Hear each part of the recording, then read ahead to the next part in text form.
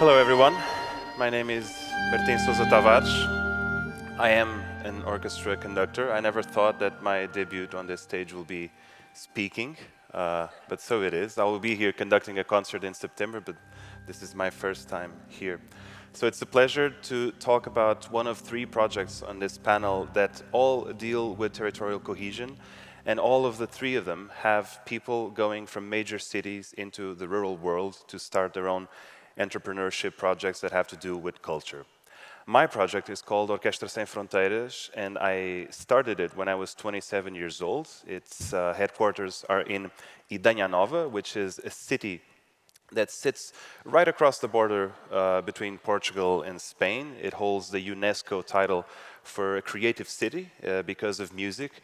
You might have heard of Idanha Nova because of the Boom Festival, if you're into that kind of music, or you might have heard about it because of very age-old traditions such as the Aduf playing, or you might have heard about it because of classical music, not just because of this project, but also others. The reason why this project exists is because I am a citizen of Portugal, and growing up as a Portuguese, it was very easy for me to identify my country as a beautiful country of opportunities, but very uneven in the way that they're distributed. We know that all the opportunities steer toward the ocean side, so all the major cities along the coast have the biggest universities, most job opportunities. It's where the young people are going, and the inland region of Portugal is becoming a human desert right before our eyes. So I was very privileged when growing up and studying. I had the good fortune of attending university in Lisbon, and then I lived in Italy for 4 years, and then I moved to the United States for another 2 years. And it was one day when I was preparing to replace another conductor, a very last-minute call. I was preparing to conduct the orchestra, and I thought, well, here I am replacing an artist, but I can also be replaced. If I become sick, someone else will come and do just the same job that I am doing. And as an artist, this provoked a big crisis in me, because I always thought that artists are also citizens, and we must commit to the better world around us that is achievable through music, whatever the cost may be.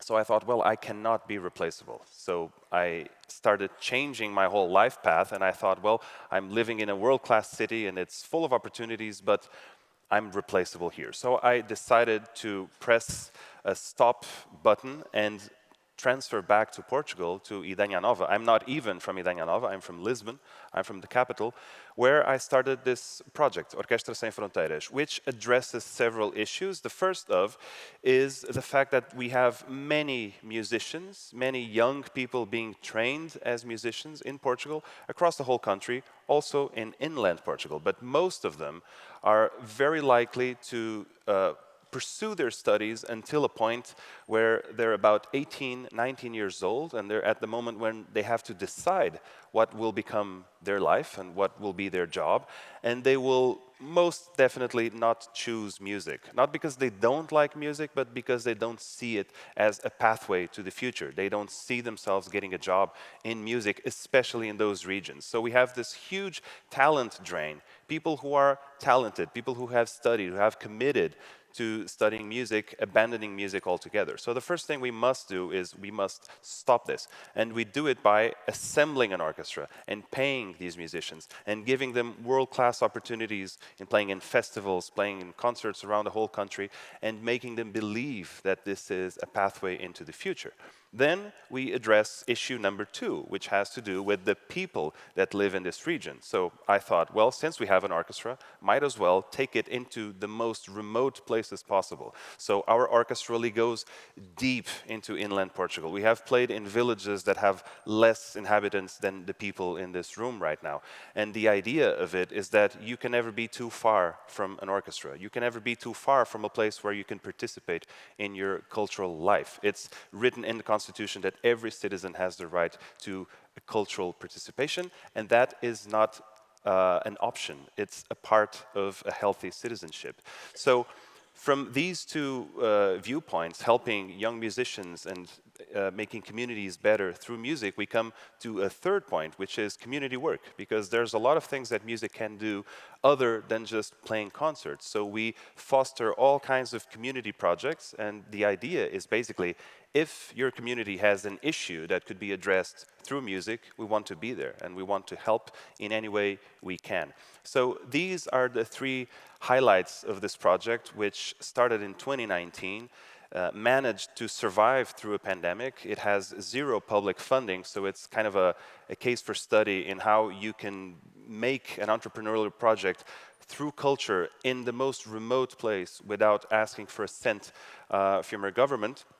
And in 2022, it won first prize in the European Charlemagne Youth Prize, which is a big award set by the European Parliament to promote projects that defend values of unity in Europe. So the message being sent really is that politics don't only live in politics, and making culture and making society better through arts, through culture, through beauty, ultimately, is also a political statement. So this is as far as this project has gone by now. We have existed for almost 5 years. We've performed hundreds of concerts to thousands of people. We've distributed almost €500,000 by now in scholarships to these young musicians.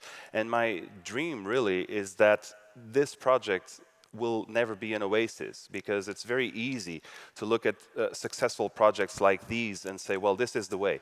But then we need to see other projects, grassroots, coming up from this example. So my biggest dream really is to see copycats of projects like these. They don't have to deal necessarily with classical music. They can deal with other topics.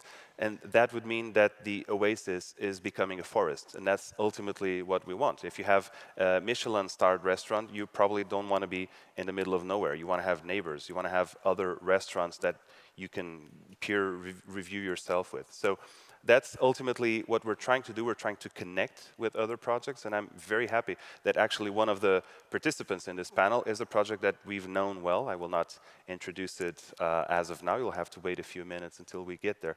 But ultimately, this is how we make these communities more livable. We invest in the quality of life through the access to culture. We try that these young musicians will stay in their communities and will not have to go away. And ultimately, it is bringing good results. And not only just through the press or the investment we get, but through the quality of life that people have there. And we've been seeing with great satisfaction that people are traveling from all over the country to see us in these places and not the other way around. So that's, I think, the most inspiring message I could bring you guys. And here's the timing. So this is Orquestra Sem Fronteiras in a nutshell. And now it is my pleasure to present participant number 2 of this panel, which does not necessarily have to do with music. They are coming from Austria, but also transferring from world-class city Vienna into the small village of Trahuten in the Styrian Mountains. So please give a warm welcome to Ice and Io. Thank you.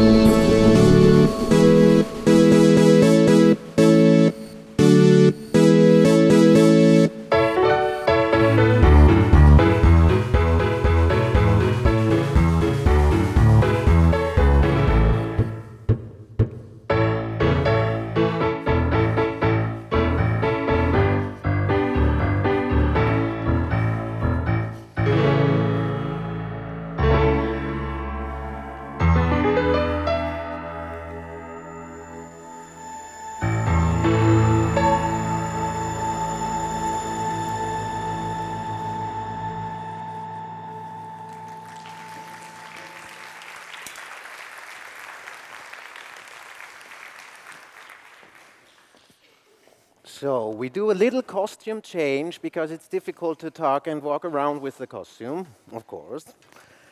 But my one got a little bit disturbed during my way. But yours looked fabulous, or? Hello. It's So. supposed to be. I'm sorry. Hello. We are Itchy and Io. We are artists, performers, and entrepreneurs. The work you saw is called We Are Souvenir. It was commissioned by the city of Vienna, where we started out working with tourism in art and art for tourism. And it's about this omnipresent souvenir culture in Vienna, and of course the royalty. And we thought how we can queer royalty. Yes, and create a souvenir. And so we are a souvenir, we are actually a non-binary drag king souvenir. So, you know, everybody needs that, because if you do not have a souvenir in your touristic area, you just have to create one. And I'm sure they can replicate us many, many, many times in China. So, here, you can see us lying in bed. This is also this is an advertising for a design show we did in our little town. This is actually from my grandma, the old bed and sleeping room furniture. Yeah, many pictures, many costumes and roles. We play, and we always perform ourselves and put ourselves into our projects. So when we decided a few years ago that there was an opening, that we moved to a smaller country house of my grandmother, we moved from Vienna, where it all started, to a little town called Trahütten, a 400-soul community, which had a very long cultural history, but had become... But very different than us. But we talked about it, we kind of invaded the town in a way. We are a queerdo way to invade once very touristic town, or? Yes, and here once you can very see touristic, but... it's somehow far away. Give you an idea. In the mountains, at the end of the Austrian Alps. And this is like 120 years ago, how this picturesque village looked like, and invited guests to make a summer holiday in the fresh air on the mountain. And there you can see this tiny, little wonderful house with the tower, very picturesque. That was our house in the beginning. Long time ago. Now it looks very different, but we still love the image of our home. Yeah.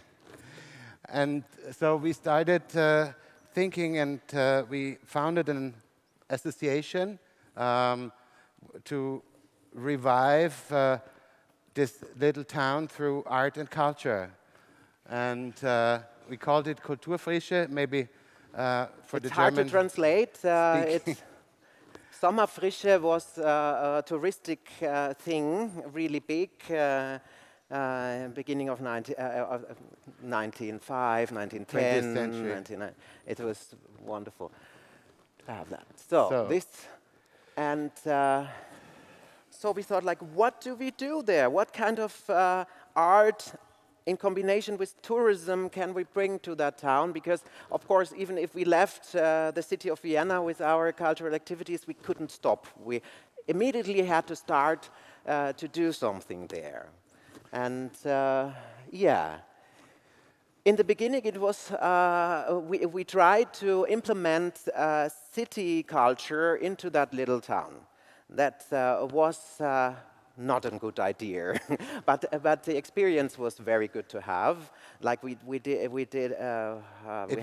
connected us with. We tried to connect with the cultural history of the place, and at the same time, and researching and remembering all the big composers and writers and that used to come in the village and try to find a calm environment to make artistic production. And we wanted to kind of foster this production and this environment where artistic production and creativity is possible in a rural area.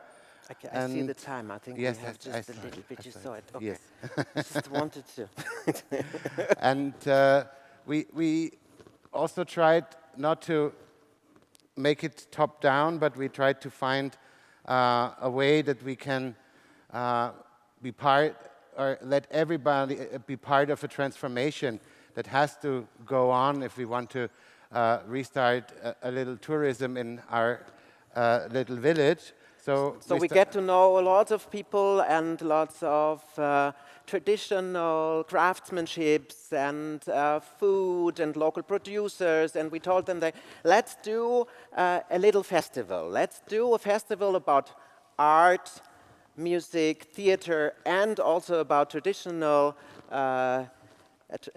food productions all around. And also traditional music, traditional choir music, Aum singing, like, you know, all this yodel, yodel, yodel, and so on. It's also important, so and funny. And so that worked quite good. So we have two festivals we do there. It's the summer festival, spring summer festival called Almfrische, and the winter festival called Winterfrische. And that did have a good impact on the whole community in the town and in all the villages around us. And then we are having to be very fast. So now move on to the next part, because we have also gone further. No, yeah, we don't do this. But no, we leave it. We leave it to that? Okay, we leave it to that. that. We have much more to tell you, but we do it maybe some other day. So thank you very much. Thank you. They need it. There will be time to further get to know Ichin EO's project. Before that, there will be a third project on this stage, which is the one I had promised, Music Fest, set by two world-class pianists who have busy careers internationally, Inês and Eduardo, who have committed to a small village in Portugal where they have started their own festival with education at its core and also regenerating an old village. So please welcome on this stage Inês and Eduardo of Bendada Music Fest.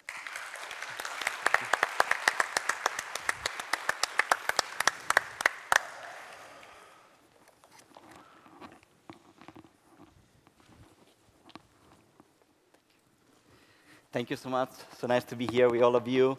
My name is Eduardo. And I'm Inês. And we are two classical concert pianists and also the directors of a non-profit that uses music festivals and educational initiatives as a tool to revitalize rural areas. Today, we are here to present to you our Bendada International Music Festival. Funded in 2016, this project has become an internationally acclaimed classical music festival. Every year, we offer 2 music academies for young musicians, a year-round concert series, and a music competition. Taking place in the small village of Bendada, located in the interior of Portugal, this festival is also an entrepreneurial effort to revitalize the interior of Portugal, using music and education as a medium to breathe life into this beautiful part of the country. Bendada is the birthplace of my family, and it has a very special place in my heart. It is a small and picturesque village in the municipality of Sabugal. But Bendada also has a rich history of music and culture, and it has one of the oldest wind ensembles in the region. In 2015, with funds from the European Union, the wind ensemble was able to build a fantastic music school with soundproof practice rooms and a beautiful concert hall. In August 2015, at the inauguration of the building, the director of the wind ensemble talked to us and shared his concern that each year, fewer and fewer people were visiting Bendada and the region, and asked us to collaborate to create events that could attract people back into the region.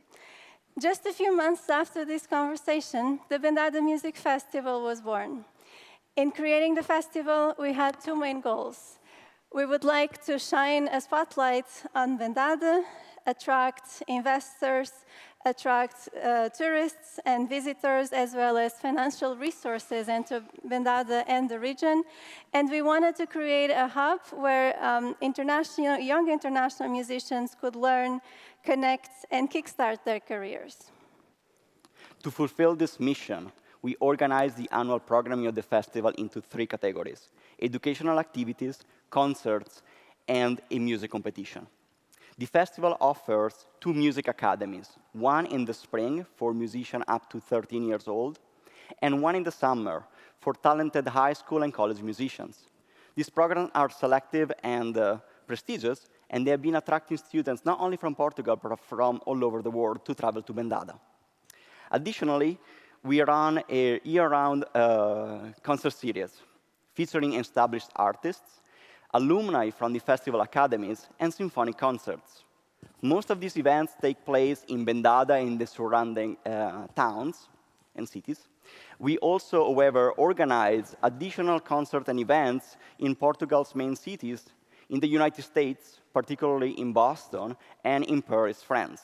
These additional concerts enable us to reach new audiences, promoting the festival internationally and attracting new visitors to travel to Bendada. Lastly, the festival holds a music competition, which rewards a talented musician with the amazing opportunity to debut as soloist with an orchestra, win monetary prizes, and professional performing engagements. Of course, we invite you all to visit us in Bendada, but in the meantime, we want to give you a little taste of our music. And to do so, we would like to invite on stage soprano Sofia Bagulho. Sofia.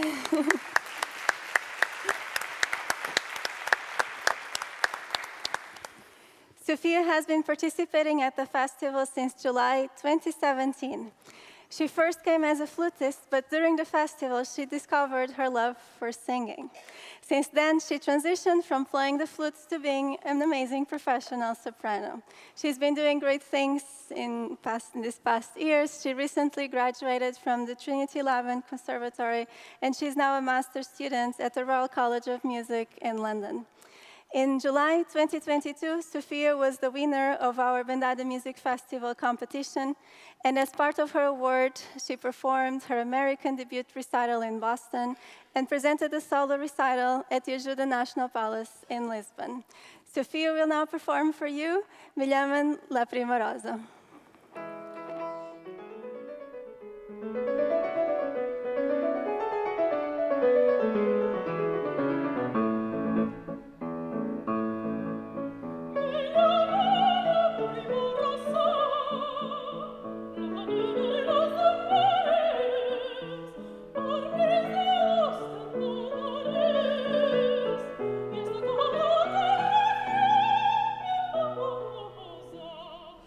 Oh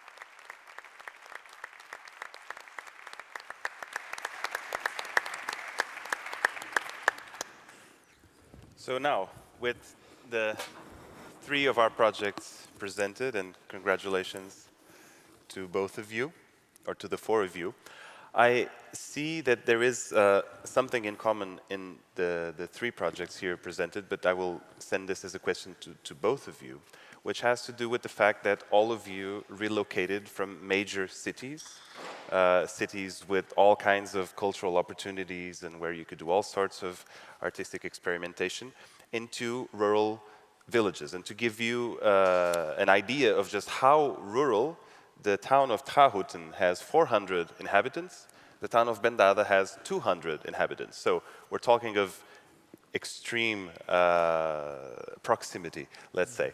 So my first question is, was there ever a danger of your projects coming across as not as cultural enrichment, but as cultural substitution, as replacing whatever culture there is on the spot and bringing something better because you are coming from the city? Did you ever feel the risk of your project coming across like this? Let's have your project first and then your answer. We were confronted with a lot of prejudice, of course, in the beginning, and we also had to find out that we ourselves had also a lot of prejudice in the other direction. And as we heard from Transformation in the talk before, transformation is something that it takes time, and I can only say that what really helped us was that my grandmother was from that village, and so the general population received us more openly, I guess, than if we would have been total strangers. Right. Yes, and we tried that. Like I wanted to start to talk about it. We made Sunday brunch with techno music. That was not working and was really offensive for the culture of the little town. But it was wonderful to feel also to make the experience that we had also to transform, like you said, to have a different approach how to bring culture or to meet with the culture what is already there and how to bring it together. Right. And you also have to be very careful not to leave anybody behind, because that can also bring up resentments. Of course. Well, what about you? I'll take this as an opportunity to invite you all to visit Bendada. It's an extremely welcoming community. And the population, even if it's only 200 people, they breathe music. They have a rich history of music. They love to hear music. They love to share their music and their tradition. And when we developed the festival, we made sure to collaborate with the local community. We do a lot of activities that interact with the local community. For example, we have an adult choir, or we try to include in our programming also our students performing with the local ensemble of cavaquinhos, which is this small Portuguese guitar. Like a ukulele. Ukulele. Yeah. Ukulele, yeah. And anyways, when we started in 2016, we wanted to use music as a bridge to connect the world to Bendada. A lot of the community of Bendada, of course, is an aging population, and they were like, we wish, we could attract more people. We love to talk to new people. We love to see new visitors come in. And so we were like, maybe we cannot take the people from Bendada to see the world, but maybe we can take the world to Bendada using music and all the wonderful connection that we made as living the life of traveling artists. And I think overall has been a very fulfilling journey. And also the festival was created with the population in Bendada. It was created with them in mind. And they are involved in the festival as much as we are. They participate in the choir. They also help with logistics. They volunteer. They receive students in their houses. They perform in some of our concerts. So they're really part of the festival. It was never an event that was created separate from the population. They are part of the event as well. So I think that facilitated and that really helped the festival to grow. because they were happy to have us there, and we were happy to collaborate with them and to bring the culture from the region. Many times we perform folk songs from the region that they teach us. Other times we have them collaborate with our students in the same concerts. So it's just a synergy that has been working really well.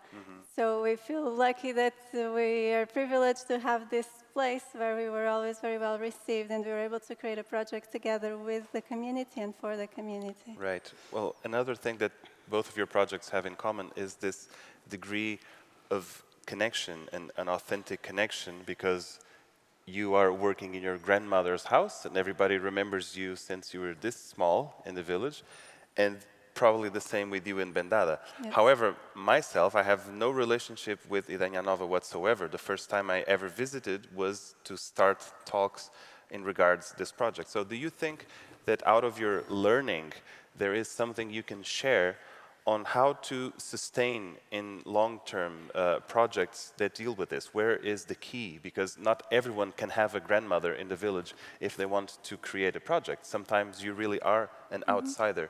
So how can you integrate? How can projects be sustainable in medium and long term? Do you feel anything about this? I think that when we want to start a project, we want the project to grow as quickly as possible. But sometimes we have to be aware of our environment and the community. And sometimes we need to take things at a slower pace to be in sync with what the community is comfortable with. So many times we need to talk to them and listen to them and understand what are the needs of the community and the wishes. And then little by little, they will also want more and more events, but it has to happen at a certain pace. I don't think we can do exactly as we plan in the beginning. We need to feel the energy and what comes out of the community and adjust the trajectory, right? Yes. Yeah. What are your thoughts on this?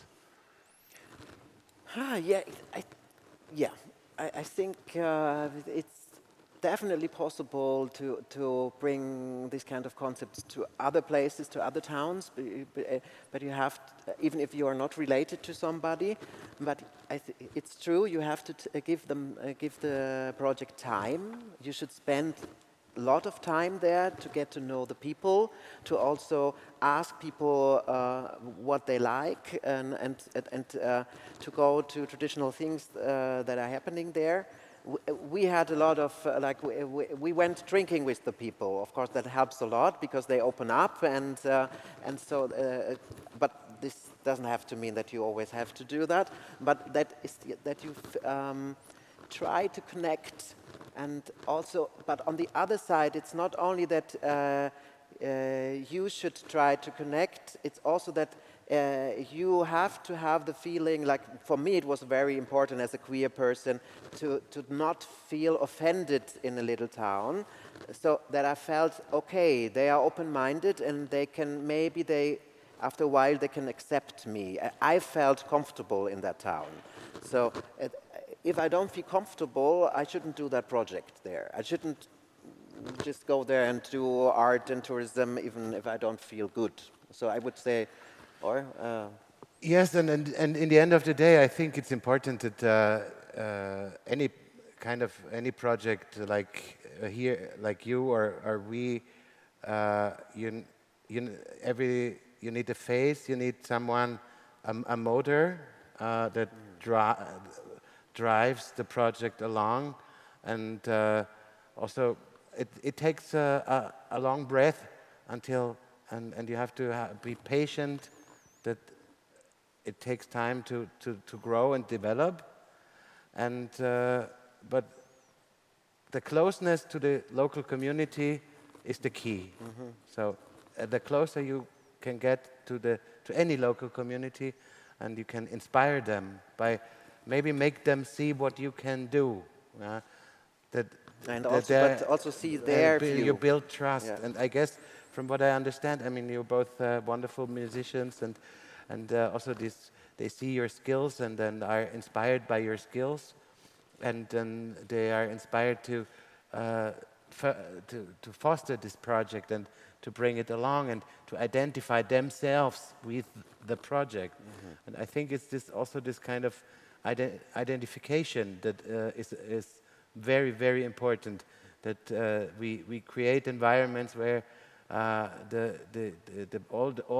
the players and stakeholders can identify with the subject in place. Right. Well, I think we still have time for at least one question for both. Let's see if two. There's also one thing you have, we all have in common, I think, as artists, which is we start off to these projects with the intention of bringing change and creating change and being agents of change. And it's obvious because of how successful your projects are that you have created an impact, and there's a before and there's a present. My question is, how have these projects brought change unto you as artists? Because you surely are not the same people you were before you started. Do you want to comment on this? Oh, it's been an incredibly enriching experience. I think one of the biggest takeaway is actually the human connection. And as a musician, that is extremely important. But as you probably can, and all performers can relate, you know, most of the time when we play on a stage.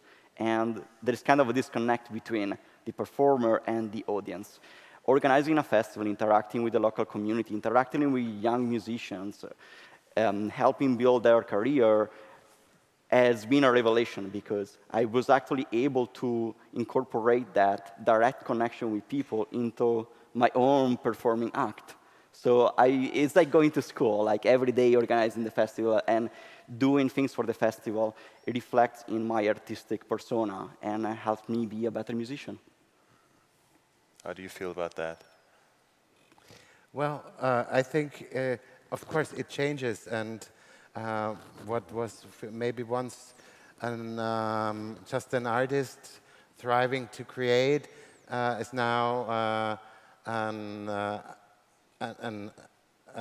cultural manager, is a hotel director, is something more. But for me, the aim is maybe not how I changed, so more how the change. How can I be myself in the changed reality? That's good. Yeah. Right. Right. Well, one ending question for each, and these are different questions. One for you guys. I think one of the most charismatic things about your project is the role of education in it. And many times, great artists will overlook education, or they will do it occasionally because it looks good on their resume.